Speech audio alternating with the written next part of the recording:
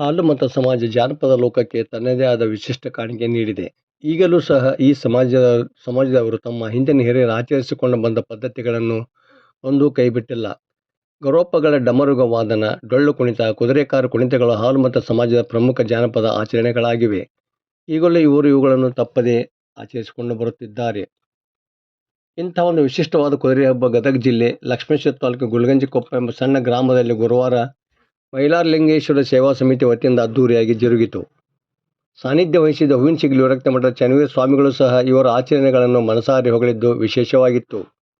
ಈ ಕಾರ್ಯಕ್ರಮದಲ್ಲಿ ಗ್ರಾಮ ಪಂಚಾಯತ್ ಅಧ್ಯಕ್ಷ ಕರಿಯಪ್ಪಗೌಡ ಹೊಸಗೌಡ್ರ, ಸದಸ್ಯರಾದ ಅಣ್ಣಪ್ಪ ರಾಮಗೇರಿ, ಸುಧಾ ಮಾದರ, ನಿಂಗನಗೌಡ ಹೊಸಗೌಡ್ರ, ನೀಲಪ್ಪಗೌಡ ದುರ್ಗನಗೌಡ್ರ, ನಿಂಗಪ್ಪ ಶಿವಬಸಣ್ಣವರ, ಅಗಡಿ ಎಂಜಿನಿಯರಿಂಗ್ ಕಾಲೇಜಿನ ಪ್ರಾಚಾರ್ಯರಾದ ಡಾಕ್ಟರ್ ಪರಶುರಾಮ್ ಬಾರ್ಕಿ, ವಿಕ್ರಮ್ ಶಿರೋಳ, ನೀಲಪ್ಪ ತಿಮ್ಮಾಪುರ, ಚನ್ನಬಸಯ್ಯ ಗಡ್ಡದೇವರ ಮಠ ಸೇರಿದಂತೆ ಮತ್ತಿತರರು ಇದ್ದರು.